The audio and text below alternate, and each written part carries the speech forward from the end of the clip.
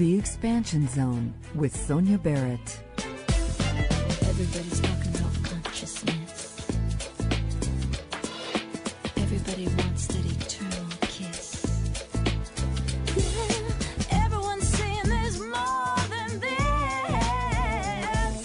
Everyone wants to follow their own bliss. Talking about one love, one blood, one light in everyone. One life, give each other. We are sisters and brothers. We sing On the Expansion Zone, we examine life and our quest to understand who and what we are and of the vastness of human potentials. We explore the making of our world from quantum physics to parapsychology, health, sociology, and philosophy, along with practical living. You are reminded of the possibilities in creating personal change. So for an hour, we'll stimulate and expand the mind. shanty, shanty, shanty, shanty. Sing the world. Let's do it. Shanty, shanty, shanty, shanty. It's time to wake up. Shanty, shanty, to a brighter day. Well, welcome to another edition of the Expansion Zone with Sonia Barrett. I am your host, Sonia Barrett, and a very happy new year to you. This is the first Monday in 2020. Now, I remember a few years back, just the idea of 2020. It was so sci-fi. And here we are in 2020. And then I remember when we were looking at what's the movie 2001.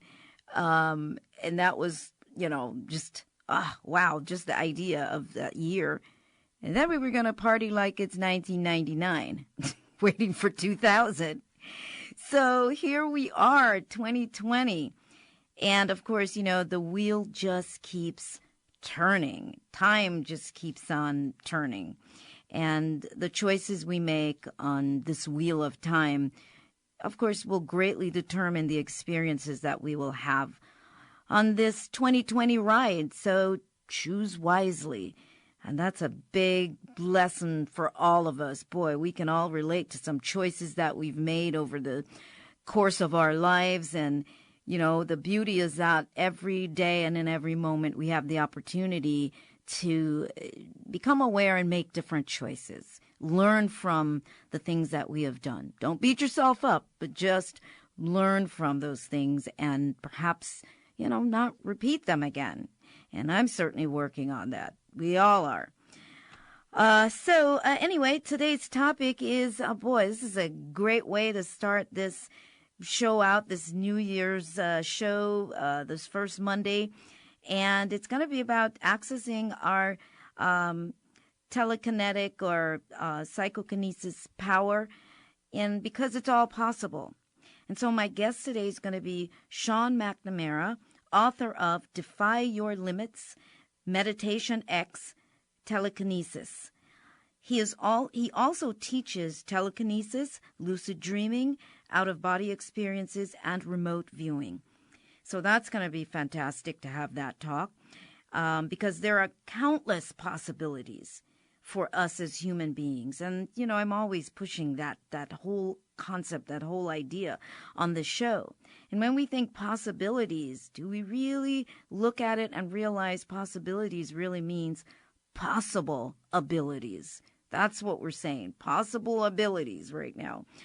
We are in a time where possibilities are definitely emerging. Those kinds of possibilities are, they're springing up all over the place, particularly in films and even in, I think, our own curiosity. But certainly the time is definitely ripe. And we can either cling to the old normal, is what I like to call it, or we can allow ourselves to reactivate abilities that may lay dormant in our genetic code, or however we want to term that. But there's certainly abilities there that are unexplored. Super abilities have forever, I think, been part of our stories as human beings, and also part of mystical and biblical scriptures. I think the possibilities are and capabilities of humans are unfathomable. And so many possibilities are tossed aside. And that's simply because they are not part of what we consider to be our normal. But mind over matter is our destination, our destiny, can we say? It is a natural part of our abilities. And that's what the show is about, is really encouraging folks to open our minds and to open ourselves up to explore ourselves and to explore what is possible. And that's how the human race keeps progressing or keeps evolving. It's when we are able to open our minds to bigger and to widen our perception and to allow different kinds of possibilities to show up. And I think it will simplify our lives more than we realize, as opposed to having a closed mind. So let's see. So today's discussion is definitely going to explore a lot of this untapped information or untapped abilities. And, of course, that's going to be stepping into a new level of normal. And there's a lot of folks who are operating in that normal. And it's not new for them. It's not theory. It simply is. And so we're going to be touching on that. And incidentally, just thinking about this what today's show is going to be about, it reminds me of that clip, that part of in the movie The Matrix that everybody is familiar with. And so I want to play that little clip right now. The Matrix did have some great little tidbits in there, lots of tidbits in there. So I want to play that little clip right now. Do not try and bend the spoon. That's impossible.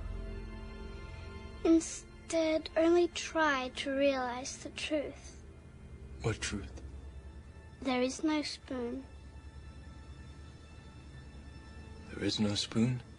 Then you'll see that it is not the spoon that bends. It is only yourself. I love that. So we're going to find out today who bends. Is it us? Is it the spoon? But I think we probably already know that. So we're going to talk about a whole lot of different things today.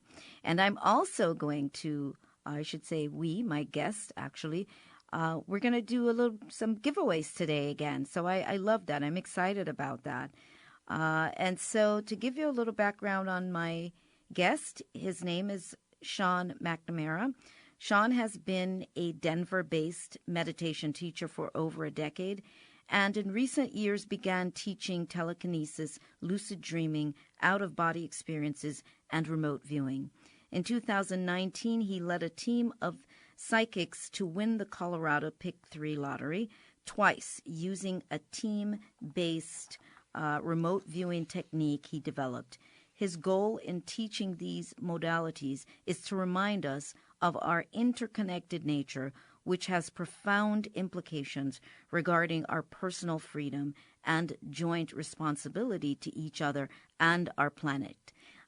He is the author, once again, of Defy Your Limits, Meditation X, Telekinesis, and Renegade Mystic, which is, I guess, coming in March. His website is mindpossible.com for those of you who might want to check it out while, where you're listening to the show. There's some really, really cool stuff on there in terms of not just theory, but in, actuality of what he's doing and teaching. So, Sean McNamara, welcome to the Expansion Zone. Thank you so much, Sonia. I'm so happy to be here with you. And I just love the way you open the show because it answers the question that I get asked so often, what's the point? If you can move an object with your mind, what's the point? If you can be psychic, what's the point? What's it good for? And you touched on choices, making choices, and, talking about the wheel of time turning in 2020. I'm feeling older, and those choices get more precious because I think when we have this human life, we have a limited amount of time to make those really powerful choices. And the older we get, the fewer choices are. So it's more important than ever to make good decisions and to find our freedom. I think there's something about 2020 and what's happened over the last year or two in terms of people speaking up for themselves, breaking control structures, finding their own freedom, that in a way is related to developing one's psychic ability, that freedom to think for yourself in your own way. Right. Because I think there are people lining up to control us one way or the other. So when someone discovers that they can do something different, that they always had it inside of them, boy, that changes everything for people. Oh, yes, I can absolutely see that, which, yes, this is what I was expressing, is the freedom, the potential freedom that can come from really tapping into this part of ourselves and allowing these possibilities to emerge. And choices, they're so major because that's all we have, really. Our choices, what choice are we making in this next moment that leads us into some other experience, I should say. And it's interesting that you said that, that people will go, what's the point? And isn't that wild when people say that? Because in your mind, you see this big picture, Yeah, it's tough because it's very easy, especially in the United States, I think, to become complacent in your life, where you get just enough to stay distracted enough to enjoy what you're seeing in your immediate vicinity, ignore what's happening in the rest of the world, and everything's going to be fine until the very end. So you just go along with the programming and don't look over here, don't look over there, just look straight ahead where we tell you to look. And people are satisfied with that. And so I think when someone shows up and says, hey, there's this other thing you can do, or that being a human being means something more, it can be threatening, which is understandable because it means the possibility of change. It means that maybe the life we're living isn't the life we're meant to live, or it's not why we were born in this life, or something else. I think it can just be a little bit frightening for some people. And I've certainly met people who are scared of these things that I teach people to do. Yes, and that's true. There's a lot of fear there because I think we like safety, and the life as certain people know it to be, it is safe. And suddenly you're presenting these concepts, which for some people either shake even their religious or spiritual. I won't even say just beliefs, but programming. And all the things that we've been told that we can't do. And it's not that anybody even has to say that. There's an automatic assumption of what's not possible. Mm-hmm. Yeah. So I want to let's dive into what was the point in your life, or when did you become this curious, and then moving from that into actually making something happen, actually embarking on testing those limits, or should I say testing the fact that there really are no limits? Mm-hmm. Yeah, I'll try and make a long story really brief and just say that from early on in life, I developed a fear of death, mostly because of an appendectomy that I had in third grade. And I always wanted to know what happens afterwards. And it wasn't until adulthood when I taught myself how to have an out-of-body experience as a way of proving to myself that some part of me was not physical, that some part of me would continue after my body died. And at the time, I was just about to leave a spiritual tradition I'd chosen as an adult. So I was born Catholic, but later on I decided to try something else out. And I don't want to mention any names or traditions or anything, but I tried something else out, and it turned out that I had gotten involved with an abusive teacher in a tradition who taught things that were good, but they weren't answering the questions that I had. So teaching myself on the side how to leave my body consciously finally set me free, because my fear of death was gone in an instant. And it was something that I taught myself, that I didn't have to ask anyone's permission or blessing to do it. I didn't have to spend thousands of dollars to develop this ability. It's just something I've worked on my own. And it gave me the confidence to tell my teacher, thank you for everything, but I'm done and I'm leaving and I'm going to make my own way for the rest of my spiritual journey.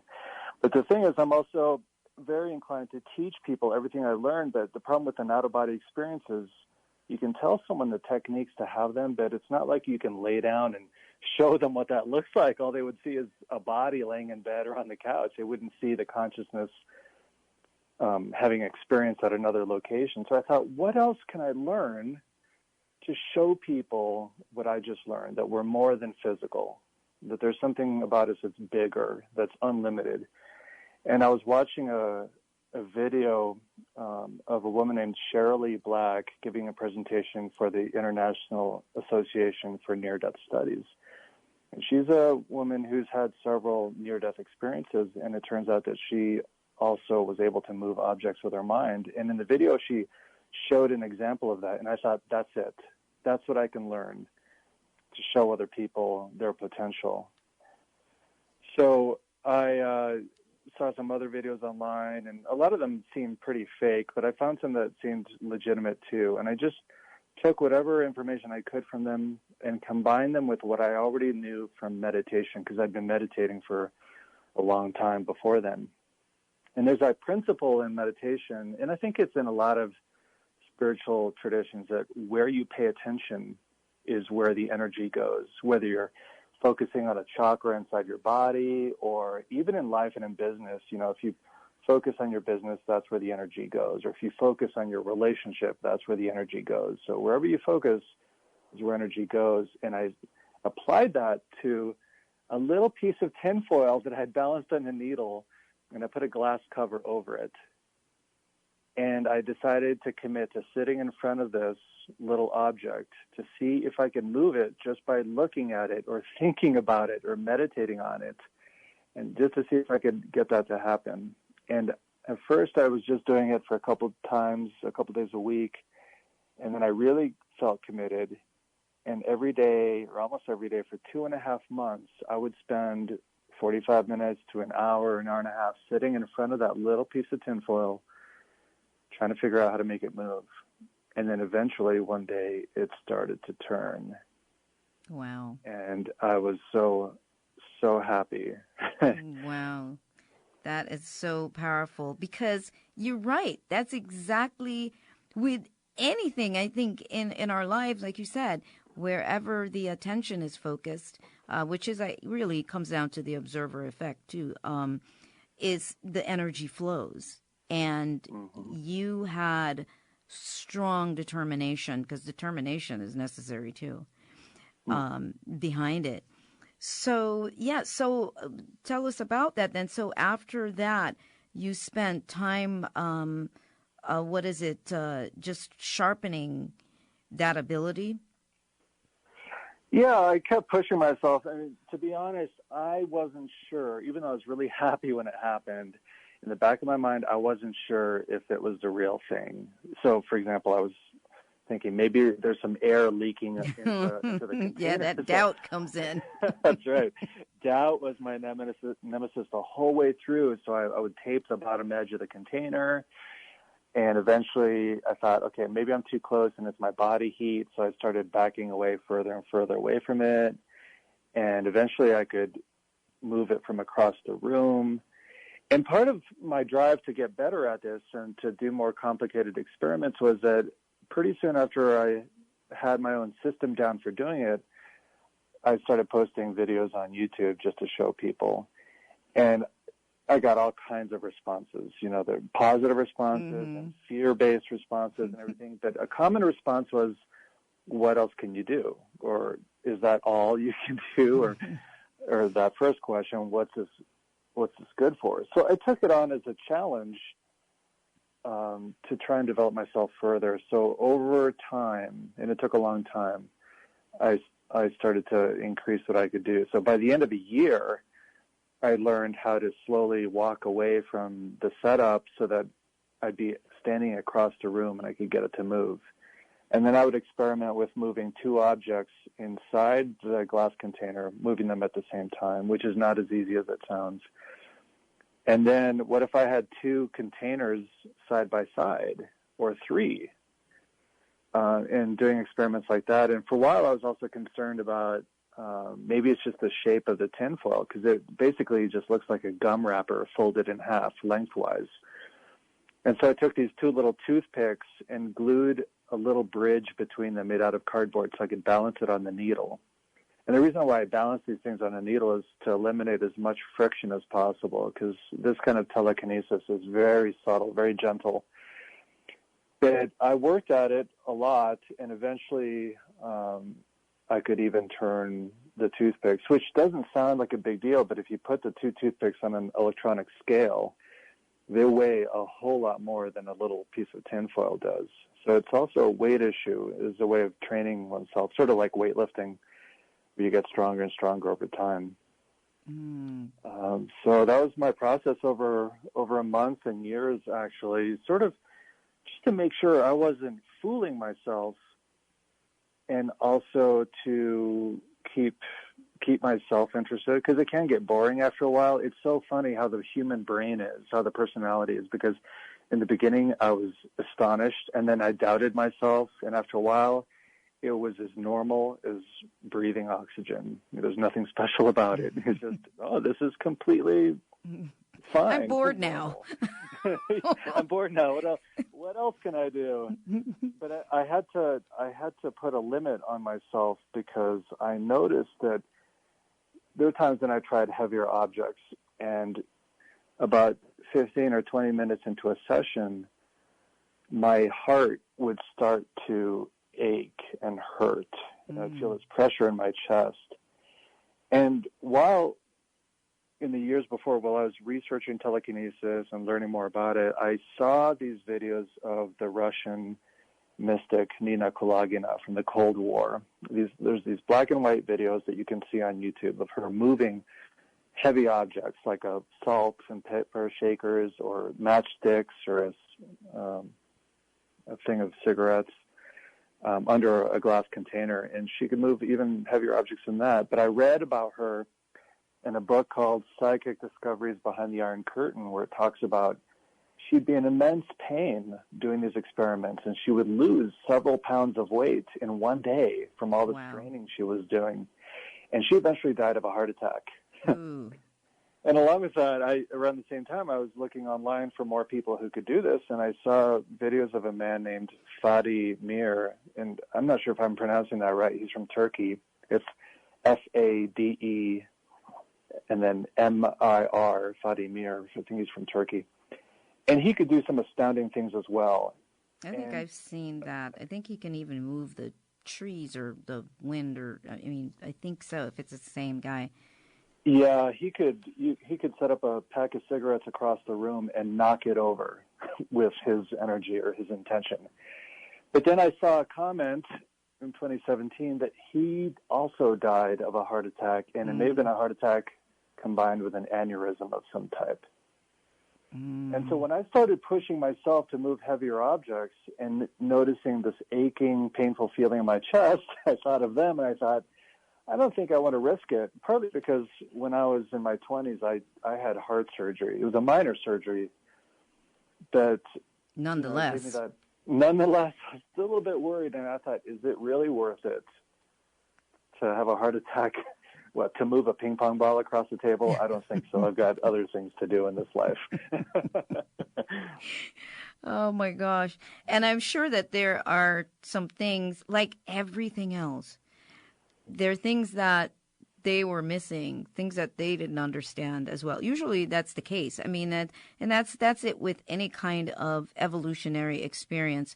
There are things that in the first discoveries that somebody makes that something is missing, then somebody comes along later and discovers what that person should have done or could have done. I mean, and that's just the way it goes. So there are some folks I'm sure out there that we don't know about, you don't know about, that has this, the skills to do some of these things, where they're not getting a heart attack and dying. Mm-hmm. But definitely interesting and powerful. And I think what it says to me and to folks listening is the possibilities that in terms of human beings, the things that we can do that are just not considered our normal. So I think for me, that's one of the huge things, and that isn't encouraging. Well, and it can spread its effect.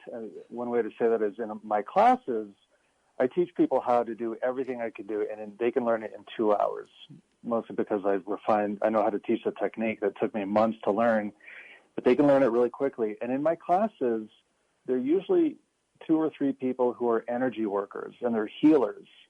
And they're in my class because they're looking for a little bit of verification that something is actually happening when they're doing an energy healing session. And so when they end the class, they've moved the object several times, they feel more confident in their ability. And I think when they return to their clients and their patients and continue their healing work, there's that little bit of extra self-confidence and knowledge that I think can only help their practice in healing other people. It's just proof that what they're doing is legitimate and that they really are helping someone on the energetic or spiritual, psychological, or physical level just by paying attention to them a certain way. Yeah, absolutely. Because that's the comment I was going to make, that, how important is belief and our state of mind in manifesting these abilities. And that's precisely what you're saying, because the stronger you are in your belief about, what it is that you can do, or you're really trusting that this is working, this is happening, it can only enhance the healing qualities then, that they're administering to their clients. Now, also, the vagus nerve stimulation for meditation is something that I'd love for you to explain a bit of, because, you teach this meditation, and I wanted to find out what is the significance. A lot of people are going to wonder, well, what is that significance? Because that is a nerve from the brain to the colon is what that nerve is supposed to be. Well, it reaches all the way down there, but it connects to all the organs in the body and to the autonomic nervous system. So it really relates to, and especially the heart too. So it regulates how relaxed you are, and also when you need to move fast, go into fight or flight mode, works with that too.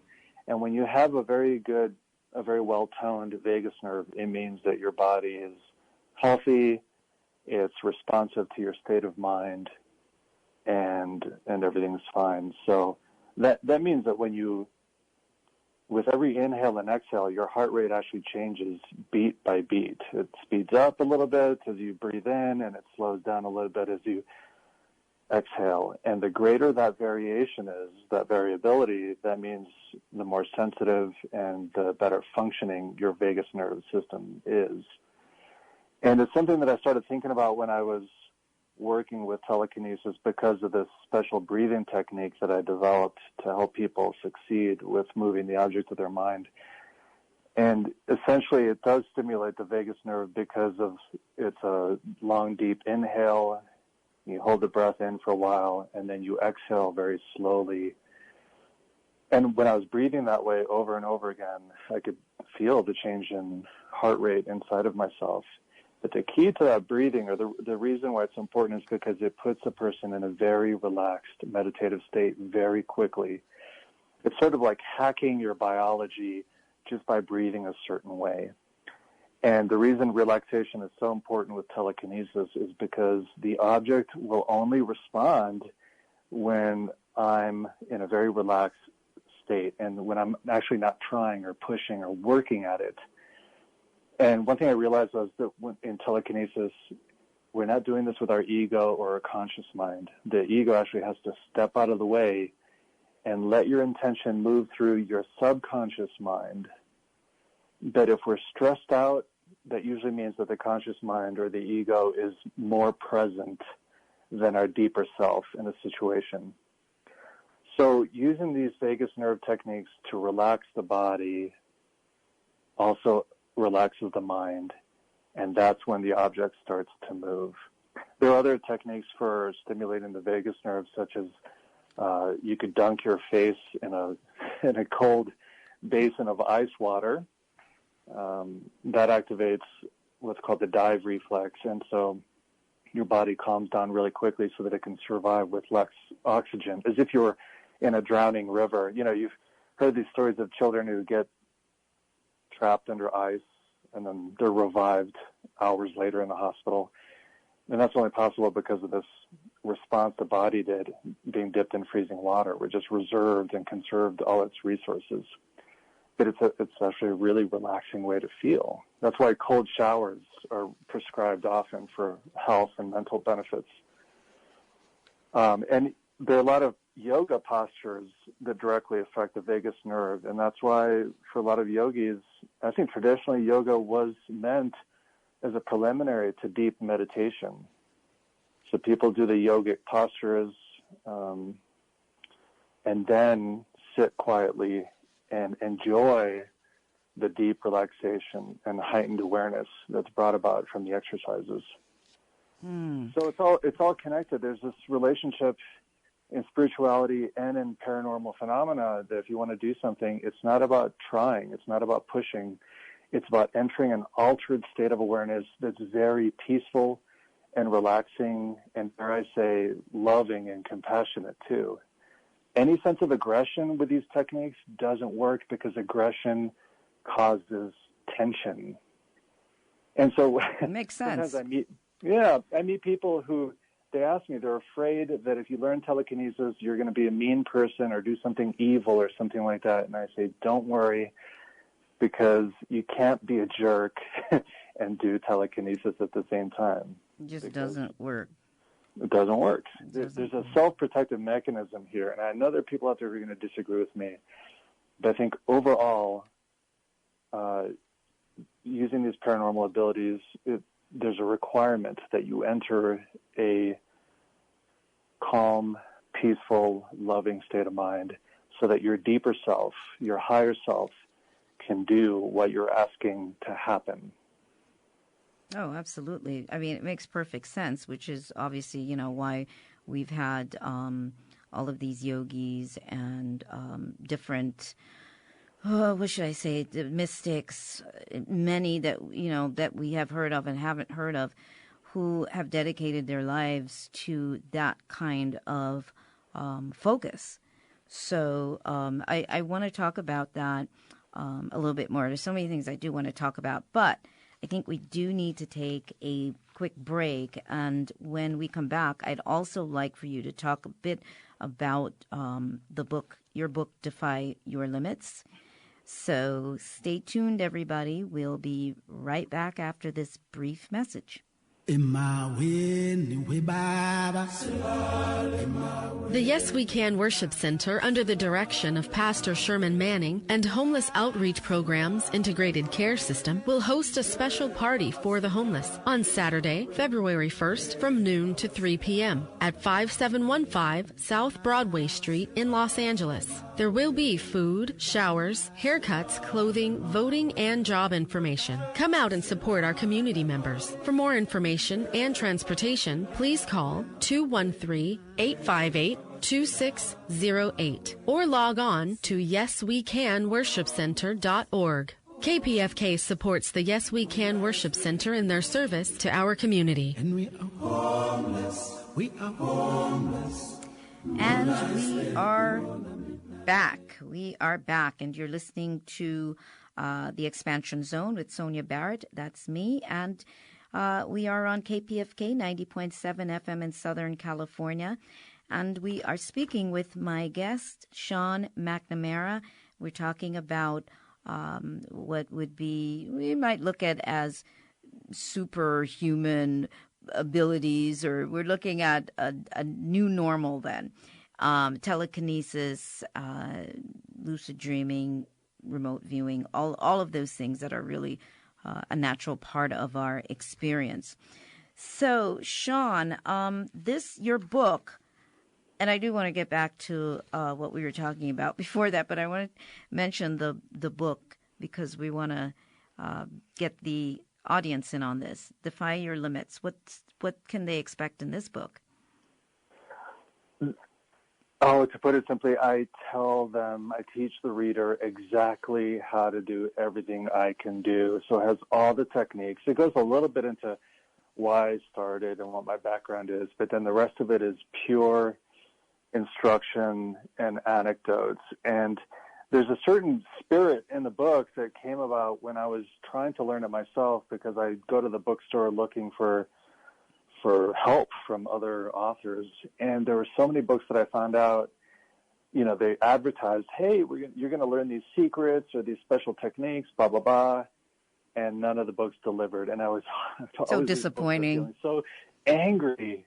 Like, yeah. come on, if people misleading. Can do this, it's so misleading. Just like following a religion that makes all these promises and you spend 20 years with it and nothing ever happened. Right.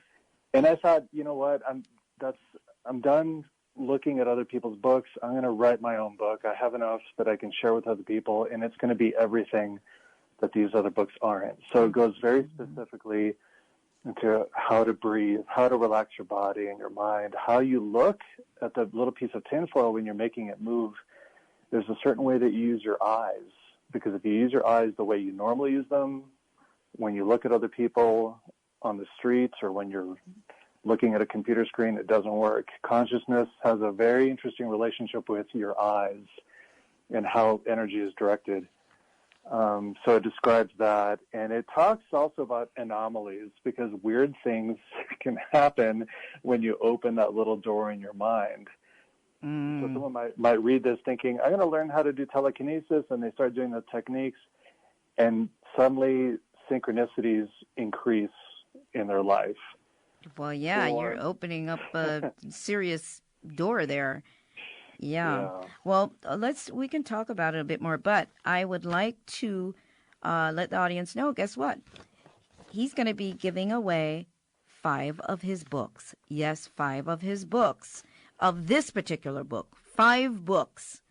And so you can call 818-985-5735. So it's the first 5 people that call, you will get a copy of this book. So 818-985-5735, and give your name and your phone number, and we will get the rest of the information and get them out to you. This is very exciting, believe me.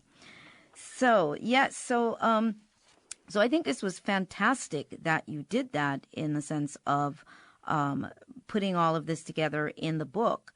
And it wasn't just theory. Now you actually put the book together based on all that you've done to actually make this happen.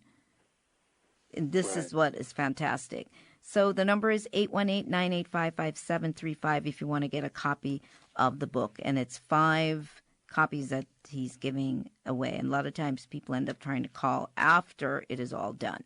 So, all right. So let's see now. All right. So we were talking about, before talking about the book, you talked about the kind of state of mind that you need to be in, what's important with that state of mind in order for there to be clarity and for this to happen, and the ego can't be involved. It's like you enter into this whole other space that is really beyond your normal, what should we say, your normal robotic self then, for lack of a better word. Right. It's sort of like reconnecting with a deeper part of yourself, but also the environment and the other people around you too. And maybe, your higher self, for lack of a better word. It's just how it feels, because normally when we're going about our daily lives, we're just very self-focused in the physical, like how we look. How many times does a person look in the mirror each day? And that reflects what we're focusing on, just our external appearance. But there's a whole universe inside our mind, not our brain, but our mind, which is more than our brain, I believe. And so bottomless. Bottomless. And all we have to do is step out of the way, and it's there waiting for us to tap in. One reason why I think of it this way is because I have to admit that I know the techniques to produce the effect for this particular type of telekinesis, but I still can't say for sure that I know how it works, what's really happening behind the scenes. In the beginning, I thought maybe some sort of subtle energy or prana or chi is shooting out of my body and pushing on the piece of tinfoil. And in fact, in my techniques, I describe it that way because it helps it happen.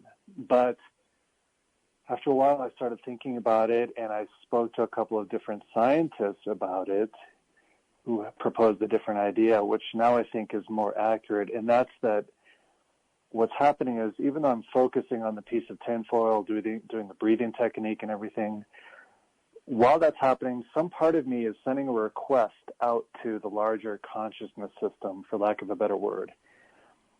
And that consciousness system then communicates to the air molecules inside the glass container, which normally bounce around randomly, causing equal pressure inside the chamber. But now, because of my request, some of these molecules start to move in a cohesive, coherent pattern, and they push on the piece of tinfoil, getting it to move. And it's basically the observer effect that what's moving is not the tinfoil itself, but it's the air around the tinfoil. And it's similar to how when some people influence a random number generator and make it become non-random just by their intention, or the observer effect during the double slit experiment, changing the way photons and electrons move just by paying attention to them. I think the same thing is happening here. So in order for me to be able to communicate my desire to that greater consciousness system, something has to get out of the way. And I think that's basically my normal ego-centered way of functioning. I think ego itself is a form of tension. And what I usually say in my classes is, imagine a garden hose and you're watering your garden in the summertime, but if you clench it or if you bend it, suddenly the water stops flowing through. And so that clenching action is like tension, and tension prevents the flow. I used to say it prevents the flow of energy, but now I think it prevents communication. Mm-hmm. Interrupts so the reception. It interrupts the reception. So these days I find myself speaking about energy less and speaking more about the transfer of information. Because that's what it is. Mm-hmm. Mm-hmm. Which I think is a more tantalizing idea. It's a little bit more mysterious. There are a lot more possibilities there, because when you transfer information or when you send energy from one location to another, there's a delay in time.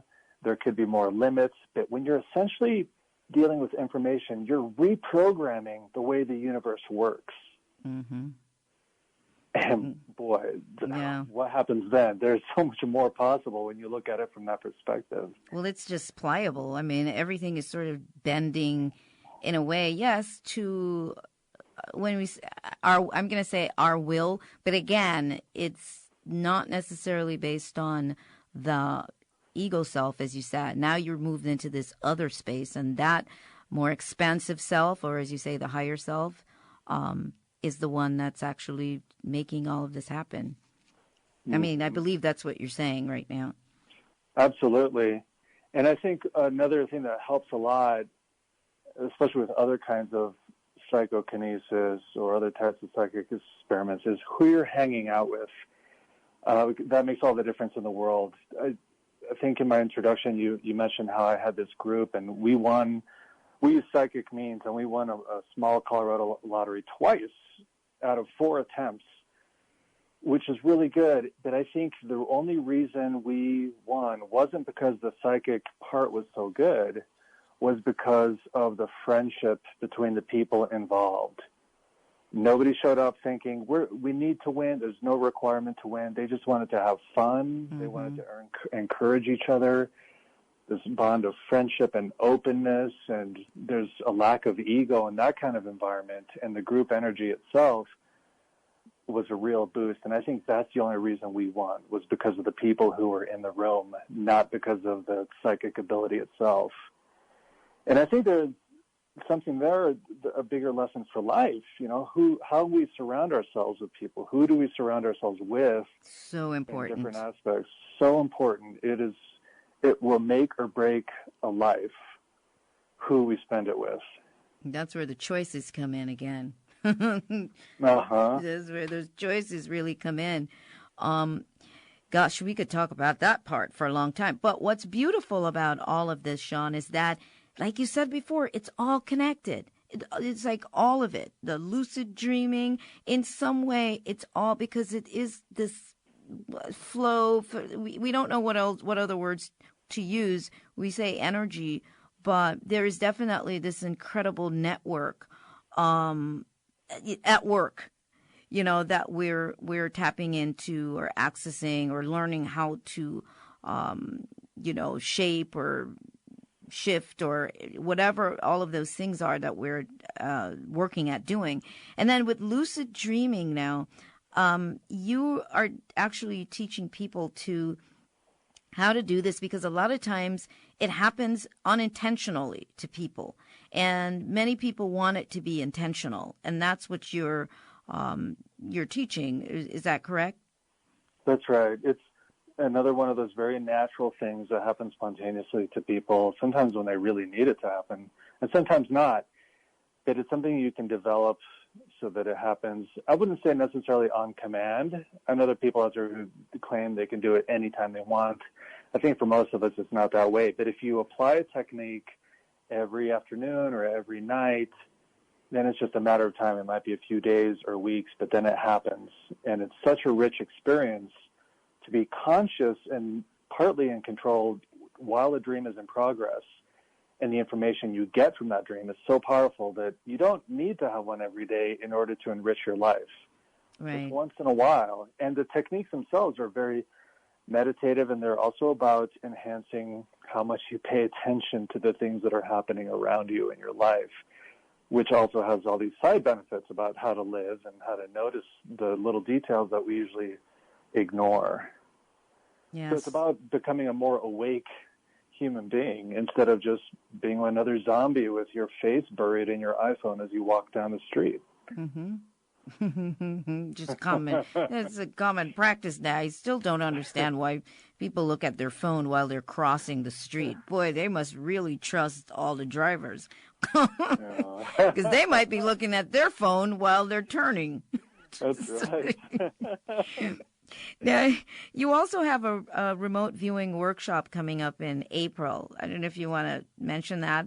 I know it's limited to a few people. Yeah, but we still have plenty of space, and it's going to be 5 nights, 6 days of learning ways to both relax ourselves more, to become more receptive to psychic information, including looking into the future, which is no problem, it turns out, and also exciting ourselves to send information. And one of those exercises has to do with sending information back to ourselves from the day before or a week before.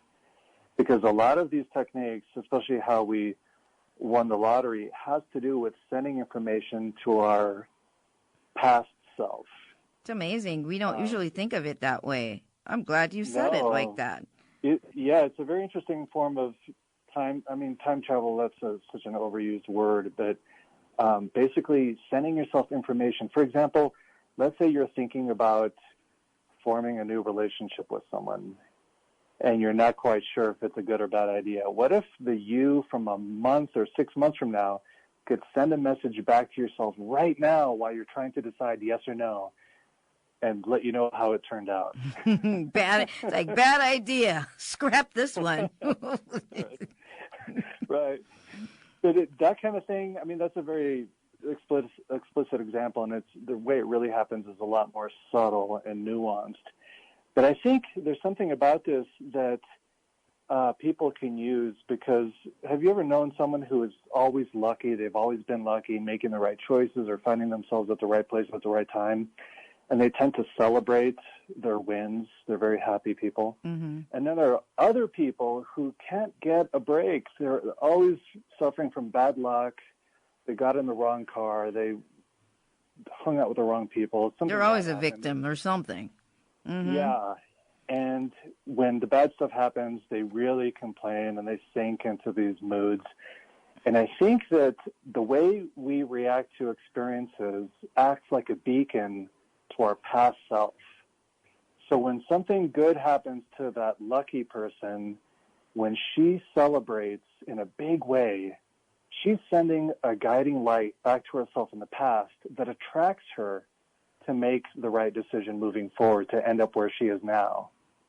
Whereas the person who's always unlucky and they're always complaining and mopey, they're sending a different kind of beacon to themselves in the past. And even though it's a negative beacon, it's powerful and it's attractive. And that's what pulls them forward on the wrong side of life, making the wrong decisions or the less positive decisions. So if someone was looking for a secret to just find a happier past, I'd say celebrate when anything good happens and send that beacon back to yourself in the past. I mean, you don't even have to think about it. Just celebrate. And when bad things happen, don't overreact. Don't create that beacon. And maybe that you in the past will go a different direction instead. Yeah, that's that. When they say you can't change the past, that's, I've always said no. That's not true. But yeah, but what you're sharing is so incredibly profound. Well, most people never hear what you just said. They never hear this because hardly anybody says it. I mean, I certainly have expressed that when I do workshops, but I'm glad you're expressing that. We have more, I think, control over our lives than we realize. And I think it's just understanding the formula and that there's an incredible science at work. We just have to give ourselves, you used the word earlier, permission. Permission to be, to explore, to allow ourselves to be more than we are or seem to be at this time. And you also, go ahead. Oh, I was going to say, and only we can give ourselves that permission. No one's going to give it to us, because someone who has that permission, you're independent and you're powerful, and you might go in a direction that no one else wants you to go. So if someone's out there hoping that someone comes along and encourages them to think in a new way, it's not going to happen. Don't wait for someone else to say it's okay. You can't. It'll never happen. You got to decide for yourself and take that first step. Yes, major. Oh, we forgot to mention, how can people find out more about that workshop? Oh, all the information is on my main website, mindpossible.com, and it's the Spring Remote Viewing Intensive. It's up in the Rocky Mountains in Estes Park, Colorado, and there's a quick shuttle from the airport, so it's not difficult to get to, and it's completely beautiful and peaceful, and it's one of those events that someone will remember the rest of their life. And how many days is this again? When is this, in April? I know it's April, but... It's April 30th to May 2nd, April 27th to May 2nd. So it's 6 days, 5 nights. Okay. Very, very awesome. And you also have other workshops that people need to know that are offered online, that they're courses that you're able to go and sign up for and take at your own leisure. Do you want to share about those? Yeah, I've recorded instructions and video instructions for learning how to lucid dream and how to have an out-of-body experience, because that's the kind of thing where you just get the instructions and you practice on your own for as long as it takes until you succeed. And there's also a remote viewing course, and you can actually see the examples of my students here in Denver when they look in the future at a picture that they're going to be shown. What do they draw? What shows up in their mind that makes them make the right decision? And so it's basically looking into someone else's mind when they're having a psychic experience. Because I think usually we wonder, what's that like to be psychic? Are you seeing pictures? Are you hearing sounds? Is it like being there? And it's not really like that. It's something far more subtle. But in my course, you actually see what other people are seeing because they draw it on paper, and they're so generous to let me share this with the public. So, yeah, that's powerful. And I think, everybody that wants to expand their lives and to be more than maybe the very small experience that they've been having, and sometimes our lives are good financially and all of that, but we still feel as if something is missing. And I think it's a natural part of us as human beings to want to be more, but we just have to allow ourselves. And I know we're getting low on time too. So if you would give out the website one more time. It's www.mind, M-I-N-D, possible, POSSIBLE.com. Oh, this has been such a pleasure. I mean, there's so many things still yet that we could talk about, but I think we managed to touch on, I think a little bit of everything, and for people to have the opportunity to see how connected everything is. Just a second or so. Do you have anything you want to say, 4 or 5 words that you wanted to say to the audience? Well, I just want to thank you for the work you're doing. I've seen some of the other interviews you've done, and you're helping people realize their potential through your radio show and your other work, and your book, Holographic Canvas. Oh. I took a preview of it. It looks fantastic. And so I just want to say thank you for the work you do and for introducing people like me and others to the public, because now is an exciting time. We're all going to learn a lot more really quickly, and hopefully it happens before it's too late. All right. Thank you so much, Sean. I really appreciate you being here. Thanks to the listening audience. Thank you. Thank you so much. Thanks to our engineer, D'Angelo Jones. And if you would like to find out more about my work, go to therealsoniabarrett.com. Also, the archive to listen to this show again. And it's also going to be, on YouTube. I also post the shows to YouTube as well, and you can engage in comments. As always, I like to remind you to live life to its fullest and question everything. Until next time, see you then. Give each other